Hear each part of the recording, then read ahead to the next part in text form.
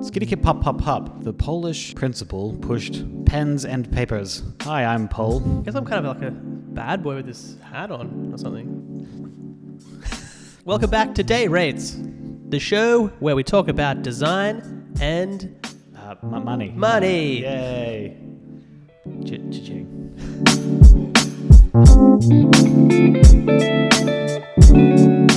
Hi Joel, how you been? Yeah, good mate. It's been a good week. Wow, what have you been up to? Not much. We're pretty quiet at the old.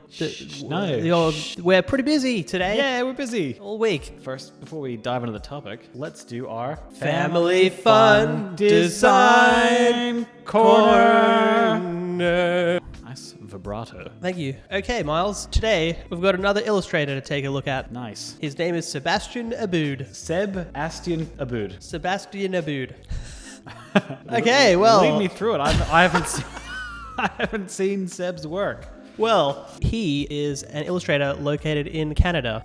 Canuck. So I think he does like a lot of print stuff, or even if he does some digital stuff, it still has like a print look to it. Quite screen printy kind of style, a lot of cartoony type stuff. Sometimes he'll use a lot of like offset colors to make it like that effect if you were to print and it was a bit offset. A lot of textures, that sort of stuff. Like those little yetis in the corner over there. Yeah, super cartoon style, which I really dig. I don't know, I'm just kind of drawn to this stuff. Yeah, I've seen you fill sketchbooks with like similar direction stuff, so... Yeah, he does a lot of screen prints, which is cool. And like kind of big illustrative patterns. Yeah, really nice website actually. That's definitely worth mentioning. Also has a shop, does a lot of products, does some hats, tote bags, that sort of thing. But yeah, check this guy out, Sebastian Aboud. Let's get on to our topic of the day.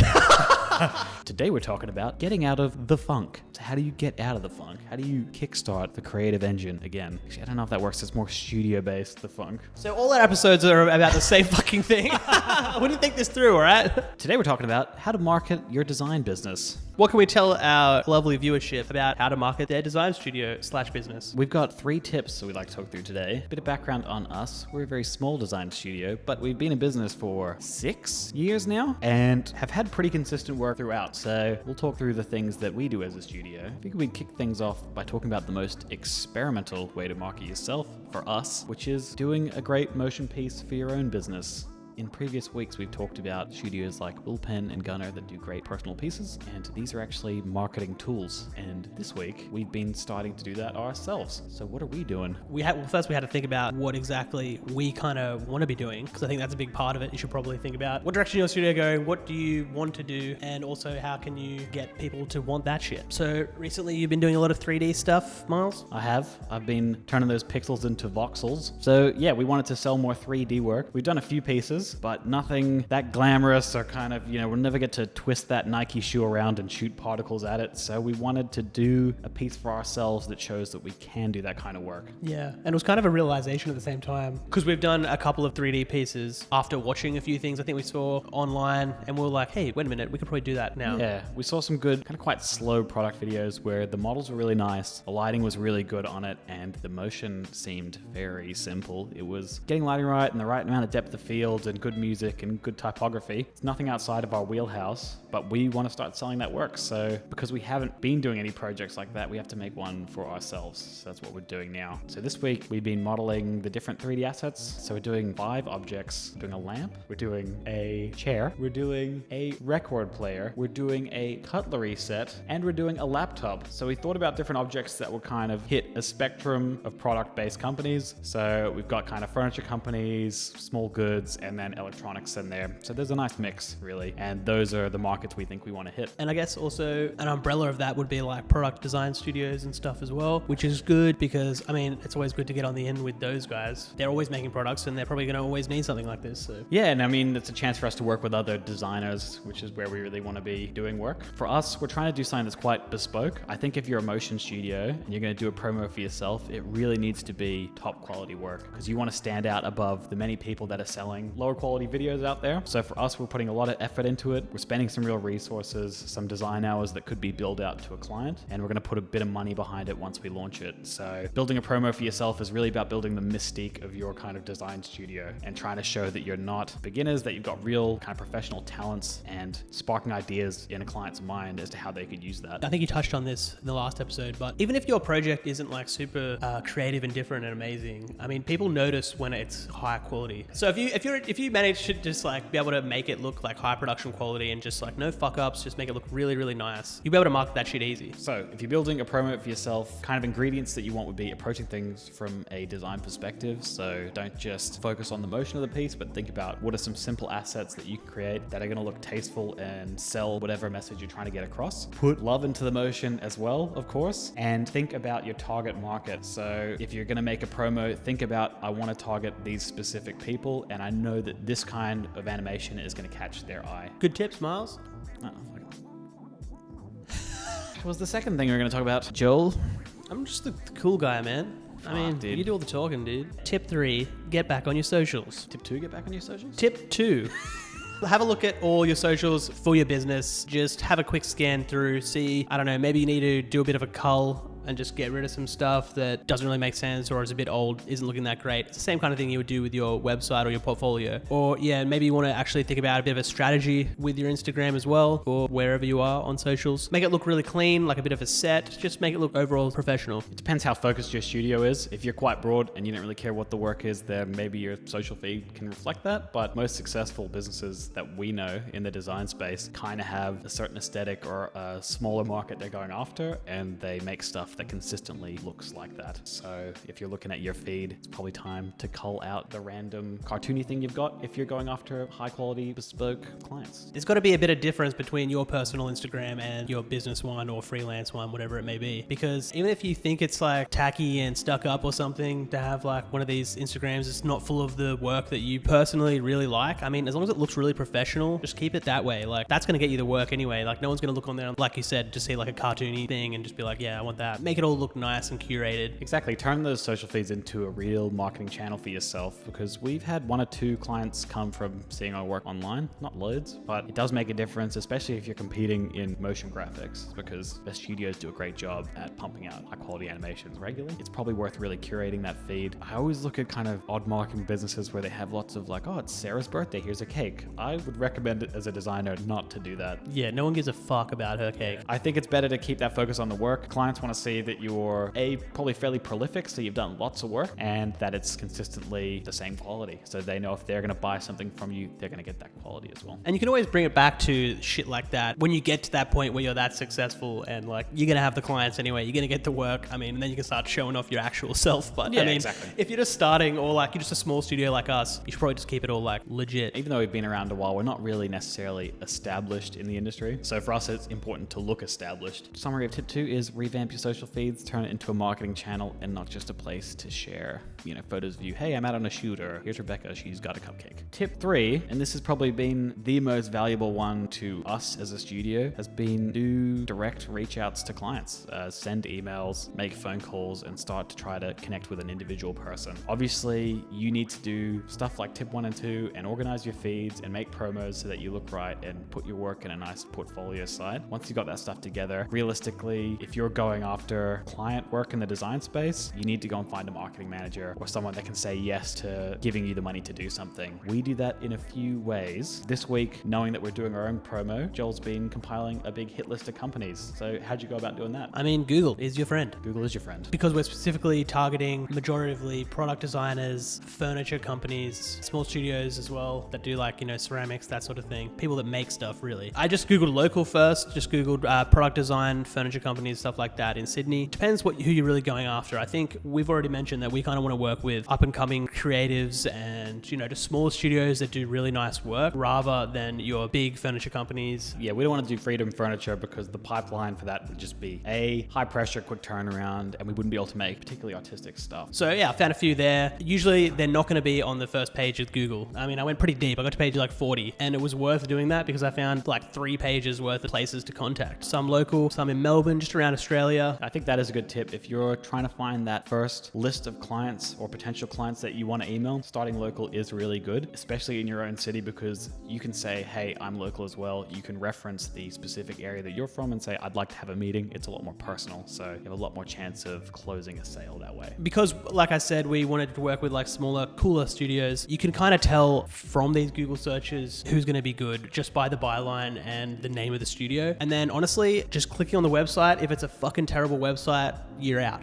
You can tell by someone's website if they like have a bit of design sense. When making these lists, filter by industry, try to start local. You can keep widening the net. If you're not getting any bites locally, that's fine. And then if you're a designer and you're trying to do high quality work, probably pick companies that respect design, I think is good. So yeah, if they have a terrible website or you see that they're not really interested in that side of the process, then they might not be a good pick for you. Unless you're building websites. When I found all these sites, usually going to be led to some info at whatever it is, studio.com. But I think you have a couple of tips of finding the direct person you need to speak to. I do, yeah. So there's a few ways to go about it. I would Google then that company name and LinkedIn and try to find maybe a specific director or the name of someone that actually is linked to it. It's a lot easier with smaller companies because typically there will be one or two people in charge and they have to market their business, so they'll be out there talking about it. So they'll be easy to find. Another great tool is hunter.io. There's services like this where you can put in the website address and it'll try to find you verified email addresses of actual people. So when I'm cold pitching people via email, this is a great way to get a specific person's email address because you don't want to use their contact form. Typically, you're not going to get a response. When you're using something like hunter.io, if you put in a website and say it's not giving you the marketing manager's name, but it's got someone else's email address there, you can take the way that email address has been built and then try to find your person. So say you're looking for Tim Rogers and he does marketing and all you're getting is Sally something face who works in admin. You want to talk to Tim, but you've only got Sally's email address. If it's sally@company.com, Tim's email address will likely be tim@company.com. Great tip. Was that all the tips? No, I've got one more actually. Now you've got your specific email list. You've hopefully found the correct emails for individual people. The next step is to craft something that they're actually going to read. I do a lot of testing when I'm sending emails because I'll send them in fairly large batches. I'll send about 50 to 50 different companies. So it is a numbers game. But what you want to do is try to make it a nice level of personal but professional. Think about a really good subject line that's going to draw them in. So if we're in Sydney and we're trying to reach out to furniture companies, we might say Furniture Animations Marrickville, something specific, not even to them, but to us. So they say, oh, I know that suburb. This is my product. There's a lot in there that they think is catered to them. And then once you're in there, talk about yourself as a person. Say, hey, Tim, I found you. I noticed you're doing the marketing for this company. Mention that you've done a bit of research beforehand because we all get a million of these emails a day. If you're a marketing manager, you're getting even more. So trying to show that you put a little thought into their particular product already is a great way to get your foot in the door. And then it's a mix of how many references you want to show. You can just say, here's our website for background on us, but I'd love to buy you a coffee. Or you can say, we actually did some promos recently that match what you might need. So here's some specific Vimeo links. So cater it to each client and think about that. One more tip with emailing, don't send your emails on a Friday because people are typically drunk and useless from midday onwards, or they're going to read it, think, oh, I might do that, and then not respond. And then it's Monday and they've got other stuff to deal with, so they're never going to get back to you. Best times to email would be Tuesday through to Thursday, and normal business hours, probably just after lunch. Early afternoon's always good. You had another good resource, people that are looking to learn more about marketing their business. I heard a podcast, an Animalators episode, shout out to Animalators, with Joey Kornman. School of Motion guy. Yeah, and he basically talked a lot about this particular topic, about like, you know, how to market yourself and how to get your stuff in front of the right people to try and get work. So we'll put a link to that in the description. Yeah, that's it. Apart from that, just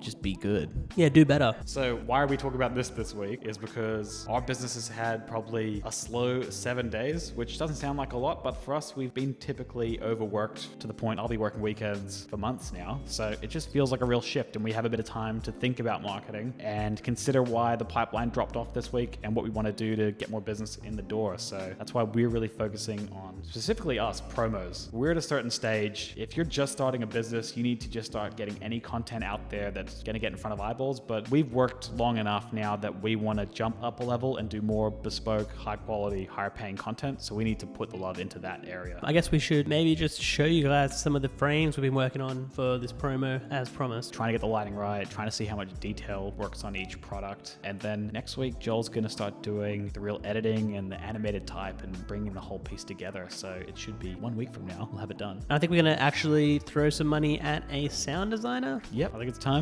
time. Yeah, we kind of did that ourselves a lot, just using sites like SoundSnap just to get sound effects, and we just kind of do it ourselves, but we're not professionals in that area. No. So yeah, I think because we're doing something so high quality, I think it deserves to get some money thrown at it. Yeah, and get a proper sound designer, make it legit. And to clue you in on the sound designer process, a lot of them are very flexible, and like in Sydney, I put the call out a while ago and I got, I think, 15 responses and a real mix of prices, but there was something to suit most budgets. They're pretty open about sharing a particular rate and what's part of that process. So I wouldn't be intimidated by adding that into your pipeline if you're a motion graphics person. You're also working on a second promo. So yeah, we're going to do 2 promos. What we have really been good at in the past is just doing promos for digital products and apps and that sort of thing. But the budgets are never quite big. We always have to kind of cull back our designs and then Keep your ambition in check. yeah, exactly. We're just going to really try to do, really nail it and do like a really good one and just show that we can actually do like really nice motion. So yeah, so I hope we can get some more work like that, as there is a big market for it. Leaving your ego at the door, it's all right to use these marketing exercises as training for yourself. I think by us pushing ourselves to do something that's a tier above what we normally get paid for, it's a chance for us to find the work, but also check that we can do it and push ourselves professionally to just make better quality stuff. Hopefully we get a sale out of it. We'll find out. And worst comes to worst, if all this fucking fails, we have 2 portfolio-worthy pieces, which, I mean, in the end,